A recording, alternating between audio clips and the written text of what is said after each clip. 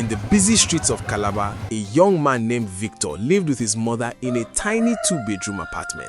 Victor was 25, tall and handsome, but life had not been kind to him. No good job, no money, just big dreams trapped in a small city. One day, Victor made a bold decision. "Mama, I'm traveling to Cotonou. I need to find a better life." His mother cried, but she understood. "Go, my son. May God guide you." The first year in Cotonou was brutal. Victor shared a cramped single room with his friend and worked construction jobs, carrying cement blocks, mixing concrete, pushing heavy wheelbarrows under the scorching sun. His hands developed thick calluses and his back ached every night. But Victor never gave up. One hot afternoon, while stacking cement bags at a construction site, Victor felt a soft hand touch his shoulder. He turned around and saw a beautiful woman with kind eyes smiling at him. "Hi, I'm Lucy," she said, handing him a cold bottle of water. "I've been watching you work so hard. You look like you need this." Victor was surprised. "Thank you. I'm Victor. Nice to meet you, Victor." Lucy smiled warmly. "I work as an accountant for a cleaning company. We came to inspect this new building." What started as a simple act of kindness grew into friendship. They exchanged numbers and started talking every day. Soon, friendship turned into love. Lucy was not just beautiful, she was kind, hardworking, and smart. After dating for several months, Lucy did something that changed Victor's life. She gave him money to rent a small shop and buy barber equipment. "I believe in you, Victor. Start your own business." Victor was moved to tears. Finally, things were getting better. He opened his barber shop and clients started coming. He could afford 3 meals a day now. Life seemed to be smiling at him. He moved in with Lucy and everything felt perfect. But there was one growing problem that Victor couldn't ignore. Lucy worked long hours at her accounting job, sometimes 12 hours a day. She came home exhausted every single night. Whenever Victor wanted intimacy and attention, Lucy would sigh heavily. "Victor, I'm tired. Please, not tonight." This happened again and again. Victor had a very strong drive, and the constant rejection frustrated him deep. The seed of discontent was planted. One quiet evening, while Victor sat alone in his barber shop after closing, his phone rang. It was his mother calling from Calabar. "My son, how are you?" Her voice came through. "I'm fine, Mama. And you?" "I'm not fine, Victor," she said sadly. "It's been 4 years since you left. 4 years. You've never visited home. When will I see you again?" "Soon, Mama. I promise I'll come soon." "That's what you always say, Victor. That's what you always say," she cried softly. When the call ended, Victor sat on his barbershop chair staring at the ceiling. Guilt washed over him. It's really been 4 years. I should go home this December. Then another thought crept in. But I can't go back looking poor. Everyone will laugh at me. Those girls who rejected me will mock me. My old friends will say I went to suffer in Cotonou. Victor knew about Detty December, that special season when Nigerians living abroad return home to party, spend money, and show off their success. The whole of December becomes a competition of who has made it bigger. As he sat there thinking, a dangerous idea entered his mind. His eyes brightened with excitement. "I'll tell everyone I live in Manchester City, UK. I'll buy a car, wear expensive clothes, and show them I'm now a big man. They'll call me Victor Pounds and Dollars, Victor UK, Victor of Manchester." He smiled proudly, imagining the shock on people's faces, the respect, the attention from beautiful girls. But then his smile faded. Where will I get the money for all this? The next morning, Victor walked into a loan company with confidence. He filled out forms and provided documents. When they asked for collateral, Victor did the unthinkable. He used Lucy's house as security, the house she worked so hard for, the house she trusted him enough to have access to. "I'll pay everything back as soon as I return," he told himself. "She'll never even know." He walked out with bundles of cash stuffed in a bag, his heart racing with excitement, and a tiny bit of guilt he quickly pushed away. But the car he wanted was too expensive, so Victor went to a second loan company. This time, he used his own barber shop as collateral and collected even more money. His plan was set, his lies were funded.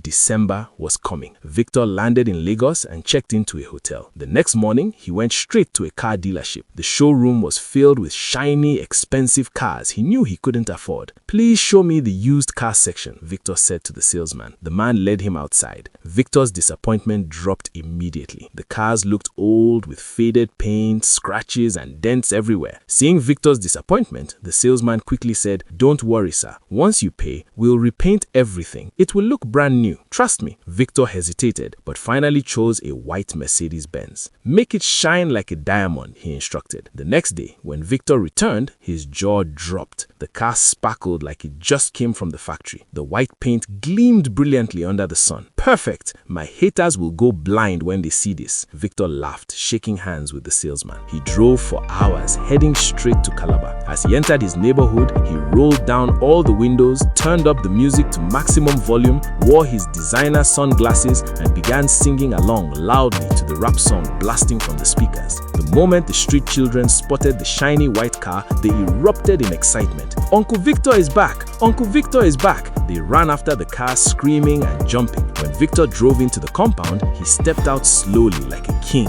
chest puffed out with pride. His mother rushed out to see what the noise was about. She froze when she saw him. "Victor, my son!" she screamed, running towards him with tears of joy streaming down her face. She hugged him tightly and began dancing around. Neighbors rushed out from their houses. Victor opened his bag dramatically and started throwing money to the children and elderly women who came to welcome him. "Victor Pounds and Dollars is back! Victor UK is back! Victor of Manchester has arrived!" he shouted confidently, his voice echoing through the street. The whole neighborhood erupted in celebration. People were shouting, "Victor has made it! Victor is now a big man!" That night, Victor's childhood friend invited him to a big party, a bachelorette celebration that everyone in Calabar was talking about. Victor drove into the party venue like a movie star. His fake gold chains and watches sparkled under the colorful lights. He parked his Mercedes right at the entrance and stood beside it, posing as if photographers were taking pictures. Everyone stared. Phones came out. Pictures were taken. Victor was the center of attention. His Detty December had officially begun. Inside the party, Victor joined his old friends in the VIP section. The place was filled with loud music, flowing drinks, and beautiful ladies everywhere. Victor picked up an expensive bottle of wine and pretended to study the label carefully.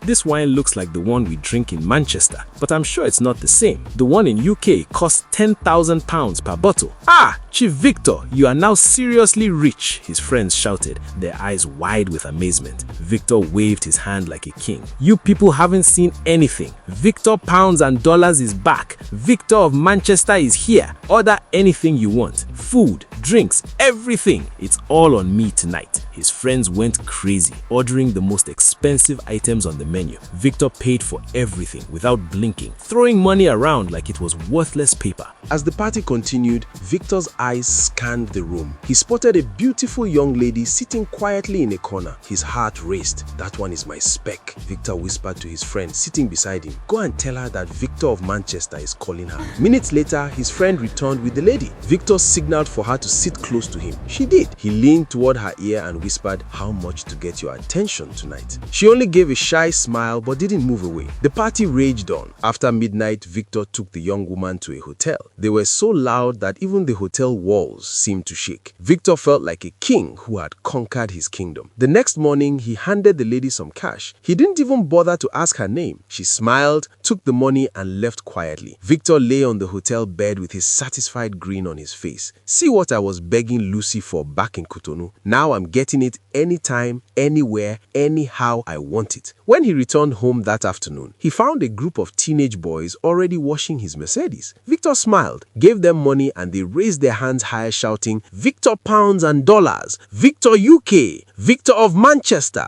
Later that day, while driving through town, Victor saw a curvy, beautiful lady walking under the hot afternoon sun. Just the sight of her sent electricity through his body. He stopped the car immediately, stepped out with confidence, and approached her. "Hello, sunshine. Why is a beautiful queen like you walking under this scorching sun?" The lady smiled shyly. His dangerous game had only just begun. "Let me drop you home," Victor said smoothly. "A gorgeous lady like you shouldn't be suffering in this heat." The lady smiled and entered his car. Her name was Chioma. They talked and laughed. Victor collected her phone number before dropping her off. That same evening, he gave another girl a ride and collected her number too. That night, another lady came home with him. Every single day, Victor brought different women to his mother's house, sometimes 2 different girls in one day. Mama Victor watched everything with growing concern. One morning, after yet another girl left early, Mama confronted him. "Victor, did you come back home just for women? Because I don't understand what I am seeing." "Mama, relax now, it's just fun. They are the ones chasing me," Victor said casually, waving his hand. "Victor, listen to me carefully," his mother said seriously. "Be careful with these girls. Girls of nowadays don't let go easily once you start something with them. They will hold you responsible." Victor laughed. "Mama, leave that thing. Nothing will happen. Stop worrying yourself." But Victor continued his wild lifestyle. He partied every single night, throwing money in the air like confetti. He made wild promises to different women without thinking about consequences. "I'll take you to Manchester with me," he told one girl. "I'll marry you as soon as I return to UK," he promised another. "You are the only one I truly love," he whispered to a third. Victor was digging his own grave with his own hands, and he had no idea. Weeks passed in a blur of parties, women, and spending. One morning, while lying in bed with one of his girlfriends, Victor's phone rang. His face changed immediately when he saw the name, Lucy. "Baby," Lucy's voice came through. "You barely called me since you traveled. What's going on? Is everything okay?" Oh, yes, everything is fine. I'll call you later. I'm a bit busy right now." He ended the call quickly. "Who was that?" the girl beside him asked curiously. "Just my work colleague from Manchester," Victor lied smoothly. "She's checking on me, you know. UK ladies love me so much. They send me gifts without me even asking. They even beg me to spend nights with them." Every word was a complete lie, but Victor said it with such confidence that the girl believed him. But his tower of lies was about to come crashing down. His fake December paradise was about to become a living nightmare. A few days later, Victor decided to check his traveling bag where he had packed all his loan money. His heart almost stopped beating. The money had reduced drastically. Only 2 small bundles remained, and he still had 2 weeks left in Calabar. Panic gripped Victor's chest. How did I spend so much so fast? He decided to shorten his trip to just 1 more week. But while he was still calculating and worrying, he heard loud shouting outside. "Mama Victor! Mama Victor!" Victor rushed outside. An elderly woman stood at their gate, holding a young girl firmly by the arm. "Victor, thank God you're at home. I have brought your wife to you." Victor's eyes widened in shock. "My what? What wife?" His mother came out quickly. "What is going on here?" The elderly woman stepped forward boldly. "My daughter is pregnant for your son. I have brought her to her husband's house where she belongs." "No, this is not possible," Victor shouted, his voice shaking. "This is a lie. Take your daughter back home. I am not responsible for any stupid pregnancy." Hours of heated arguments followed. Neighbors gathered to watch the drama. Finally, Mama Victor sighed deeply and said, "If my son is truly responsible, he will face it. He will take responsibility." "Mama, what are you saying?" Victor yelled angrily. "Take responsibility for what?" His head was spinning. He jumped into his Mercedes and drove away to cool down. But when Victor returned home an hour later, another girl was standing at their gate waiting for him. "Victor Pounds and Dollars! Victor UK! Victor of Manchester! I'm pregnant for you!" "Oh, what?" Victor screamed. "What is all this? Have you girls gone completely mad?" His mother sat quietly on a bench watching the chaos unfold. Before Victor could catch his breath, 2 more young women arrived, each one claiming to be carrying Victor's baby. The compound filled with shouting, crying, and accusations. Mama Victor slowly shook her head and finally spoke. "What is happening, my son, is that your nights of hard work have started paying off. You must take responsibility for your actions," the ladies shouted together. Mama Victor raised her hands to calm everyone down. "Please, ladies, calm down. Fighting and shouting won't solve anything. We will find a way to handle this situation properly. For now, just go back to your homes. Give us time to think." Reluctantly, the women left, but their faces showed they would be back. That night, Victor could not sleep at all. He tossed and turned in his bed, sweating despite the cool night breeze. "God, what have I gotten myself into? What kind of trouble is this? How can 4 different women be pregnant for me at the same time?" Little did Victor know, his nightmare had only just begun. He was about to become the Father Abraham of Calabar. The worst was still coming. The next morning, Victor woke up to the sound of many loud voices outside. Confused and scared, he peeked through his window and almost fainted. In front of their house stood a whole crowd of women, at least 15 of them, each carrying bags, boxes, and luggage. Victor ran outside in his pajamas. "What are you people doing here? One lady stepped forward confidently. Victor didn't even recognize her face. "Victor, I am carrying your child. I've come to stay in my husband's house." The others chorused together like a choir. "We too, we've all come to stay. We are not going anywhere." But I don't even recognize most of you," Victor cried out desperately. "Oh, how will you remember?" one woman shouted angrily. "When you were riding me like a horse in the club toilet after telling me I'm the most beautiful girl in Calabar. Look my face well, oh, you must remember it today." Another yelled, "When you were telling me how sweet I was in the back seat of your Mercedes, you no remember." A third woman added, "Ah, Victor, you promised to take me to UK and marry me. Don't come now and change mouth, oh Victor." They kept shouting their stories, each one more embarrassing than the last. The whole neighborhood gathered to watch the drama. Mama Victor came out quietly from the house. She counted the women quickly, one by one. 1, 2, 3. When she reached 15, she simply nodded her head calmly. 15 grandchildren all at once. "I must be truly blessed by God," she muttered. Without waiting for permission, the women picked up their bags and marched straight into the house. They settled into different corners like they were checking into a hotel Victor never opened. Victor stood frozen in the compound, his mouth hanging open in shock. He finally rushed to his room and locked the door. He paced back and forth like a caged animal. This is complete madness. Chai! God, am I dreaming? How did my life turn into a maternity hospital? Then a thought struck him. I need to escape. I have to run away from this nightmare. That night, Victor made his plan. He would wake up very early, before sunrise, pack all his belongings and drive far away from Calabar, away from these women, away from this disaster. These girls think they can trap me here with pregnancy. Me, Victor, never. Victor, pounds and dollars cannot be tied down. Not in a million years, he whispered to himself confidently. He set his alarm for 4 a.m. and tried to sleep, his mind racing with escape plan. But what Victor didn't know was that his mother had been watching him very carefully, and Mama Victor was not going to let him run. At exactly 4 a.m., Victor's alarm buzzed quietly. He woke up, his heart pounding with nervous energy. Moving like a thief in his own home, he packed all his belongings into bags as silently as possible. He tiptoed outside into the dark morning. The neighborhood was completely silent. Perfect. Victor quietly opened the car boot and began loading his bags one by one. Freedom is so close, he thought, smiling to himself. But Victor didn't know that his mother had been watching him from her bedroom window the entire time. So this foolish boy wants to abandon me here with 15 pregnant women? It will not happen, Mama Victor whispered angrily. She rushed through the house, waking all the women. Wake up, oh, Victor is trying to run away. Meanwhile, Victor placed his last bag in the boot, gently closed it, and slipped into the driver's seat. He started the engine as quietly as possible. These stupid girls thought they could use pregnancy to trap Victor of Manchester in this town. Never. I'm too smart for that. Now we get this game, he whispered proudly, driving slowly toward the junction. But as he approached the main road, Victor's heart stopped. 7 of his pregnant wives stood blocking the road like police officers at a checkpoint. Where do you think you are going,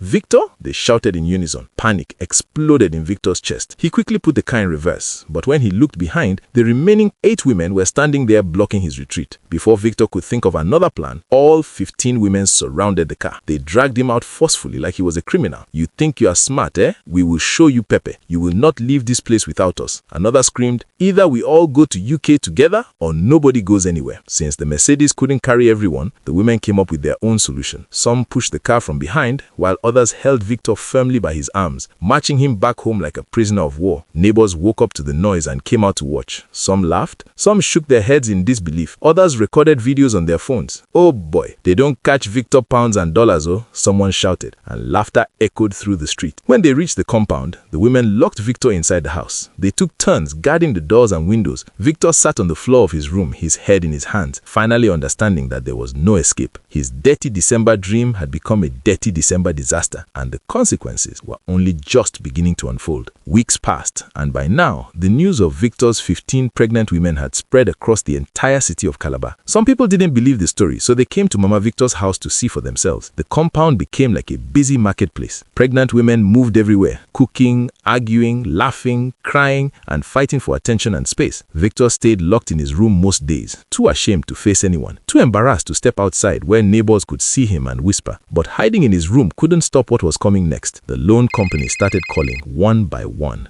day after day. Mr. Victor, this is Global Loans. You have 48 hours to repay or we will take legal action and have you arrested. Victor's hands trembled every time his phone rang. Then one morning, a call came through that made Victor's blood run cold. It was Lucy calling from Cotonou, her voice exploded through the phone like thunder. Victor, how could you use my house as collateral for a loan? Victor, my house? What kind of wicked man are you? Victor's voice shook. Lucy, I can explain. Explain what, you devil? Explain what? She screamed. You didn't just run away and lie to everyone. You mortgaged my house, the house I worked day and night for. You betrayed my trust. You destroyed me. Tears were clear in her voice now. Victor, you will hear from me. This is not the end. I'm coming for you. The police are involved now. This is not over. I promise you. The call ended abruptly. Victor collapsed to the floor, his whole body shaking. God, please wake me up from this nightmare. I can't deal with this anymore. Please, God, help me. But God wasn't there when Victor took those loans to impress people who didn't care about him. God wasn't there when Victor lied and deceived and chased women recklessly. Now, Victor had to carry his own load alone. The next morning, the second loan company called.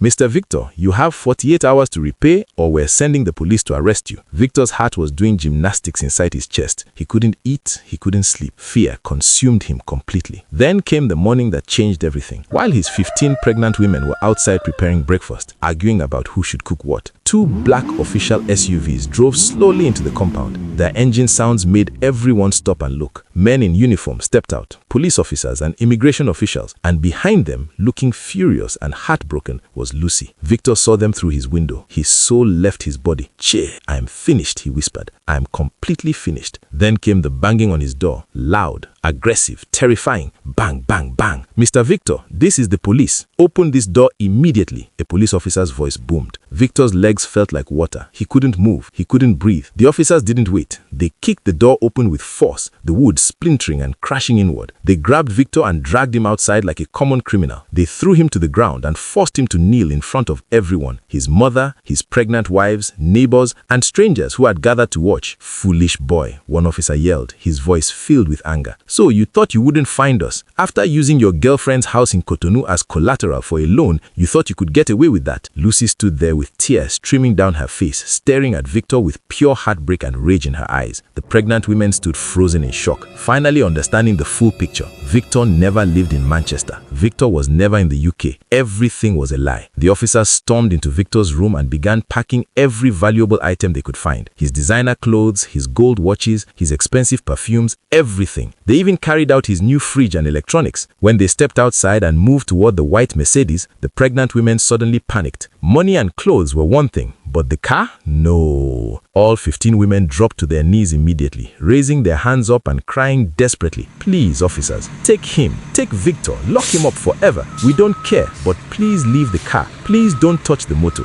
They begged loudly, tears running down their faces as if their lives depended on that car. But the officers ignored their pleas completely. They seized the Mercedes too, loading it onto a recovery truck. People watching from the sides began whispering loudly, no longer hiding their shock. So he was in Cotonou all this time and told us Manchester? Victor Pounds and Dollars was actually Victor Cotonou. Victor UK was Victor of lies. Chai, wonders shall never end in this world. Some people burst into laughter, others shook their heads sadly. Some recorded everything on their phones. Through it all, Mama Victor sat quietly in one corner of the compound. She didn't say a single word. She just stared with tired, disappointed eyes as her son's tower of lies came crashing down completely. By the time the officers were done, Victor had nothing left but the clothes on his body. They handcuffed him and pushed him into one of their vehicles. As they drove away, the crowd kept talking, laughing, and shaking their heads. That was the day Victor finally learned a painful truth. Living a fake life to impress people destroys your real destiny. From Detty December to Deadly December. From Victor of Manchester to Victor the prisoner. His fall was complete. Months passed slowly. Victor was locked up in Cotonou and they refused to release him until he paid back every single naira of the loans he had taken. He called his mother almost every day, his voice broken and desperate. Mama, please help me. Please find a way to raise the money. I'm suffering here, Mama, please. Mama Victor was heartbroken. She was angry at her son, disappointed beyond words, but she knew she had to act. Not just for Victor, but for the sake of those 15 unborn grandchildren growing in different wombs. After many sleepless nights, Mama Victor made a painful decision. She sold 2 of her precious farmlands, land her own father had left for her, land she had planned to pass down to Victor and his children. She sent all the money to Victor.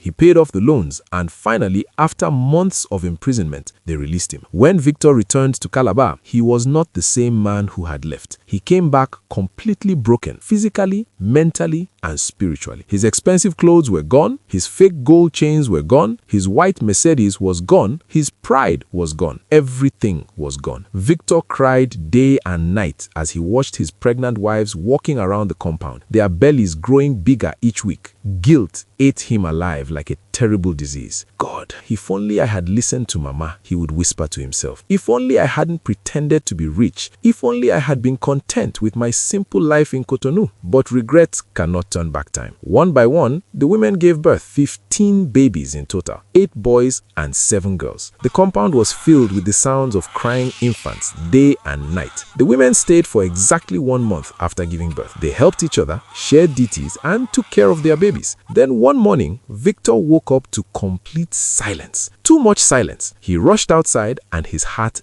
dropped. All 15 women had packed their bags and left during the night. They had abandoned Victor and his mother with all 15 children. Victor fell to the floor, rolling and crying like a baby himself. Why? Why did they leave the children? Mama Victor held him as he cried. Her voice was firm but filled with pain. Victor, you brought this on yourself. You ruined your own life with your foolish lies and greed. But we cannot ruin these innocent children's lives too. They didn't ask to be born. Now we must find a way to take care of them. Weeks turned into months. With Mama Victor's help and guidance, Victor rented a tiny barber shop in a poor neighborhood. It was nothing like the shop Lucy had helped him open in Cotonou. This one was smaller, older, with cracked mirrors and worn-out chairs. During the day, Victor did menial construction jobs again, the same hard labor he had done when he first arrived in Cotonou, carrying cement blocks, mixing concrete, digging foundations under the hot sun. His body ached, but he had no choice. In the evening, he would rush to his barber shop and cut hair until late at night. Every single naira he made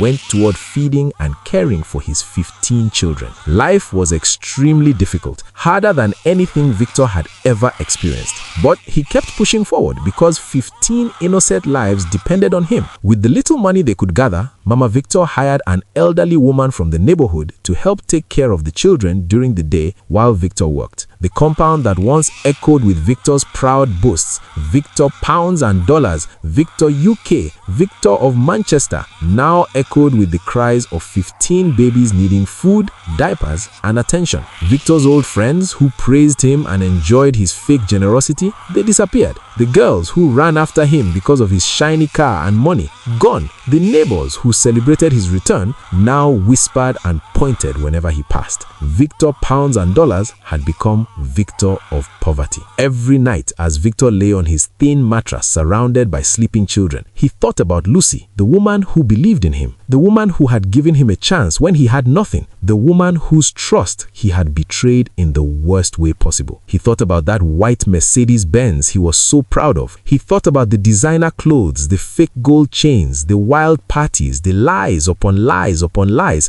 all of it gone in less than 2 months. So, besties, remember this story is purely fiction, but please don't let it become your real life experience this December. Let Victor's journey be a gentle reminder that nothing beats being true to yourself. You don't need to fake a lifestyle or create a double life just to impress people. Those same people you're trying so hard to please, most times they don't even care. Don't destroy your future trying to belong. And to my ladies, please don't let material things blind you. Not every flashy lifestyle you see is real. In fact, the ones who truly have money rarely show off. Let's stay wise, stay grounded, and stay alert so that none of us ends up like Victor with 15 unexpected wives and a mountain of trouble. Hey besties, before you go, tell us where you're watching from. We absolutely love seeing how far our stories travel around the world. Don't forget to like, share, and subscribe for more exciting, entertaining, and inspiring stories. Your support truly means the world to us. See you in my next one. Love and seasons blessings. Bye for now.